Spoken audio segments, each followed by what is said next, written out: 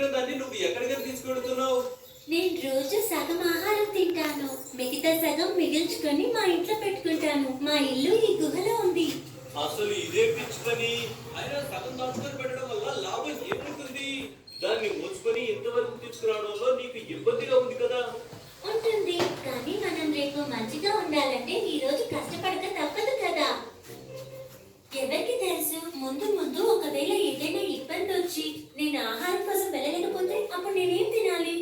నీ ఆలోచనలు అనవసరమైనవి. నాది మాత్రం ఒకటే రూల్, ఆనందంగా తినడం, మిగిలింది పడేయడం అంతే. అలా అంటూ అది అక్కడి నుండి ఎగిరిపోయింది. ఇలాగే కొన్ని నెలలు గడిచిపోయాయి. అలాగే వర్షాకాలం వచ్చేసింది. ఒక పెద్ద తుఫాన్ రావడంతో పెద్ద పెద్ద చెట్లు కూడా కింద పడిపోయాయి. కేవలం లావుగా ఇంకా బలంగా ఉన్న చెట్లు మాత్రమే మిగిలాయి. కాకి దాని గూటిలో విశ్రాంతి తీసుకుంటోంది. ఎంత మంచిగా అనిపిస్తుంది. నేను ఇలానే పడుకొని ఉంటాను. ఎవరైనా ద్రాక్ష పళ్ళు తెచ్చి నా నోట్లో పెడితే ఎంత బాగుంటుందో. ఇంతలోనే ఒక పెద్ద గాలి రావడంతో దాని గూడు చెట్టు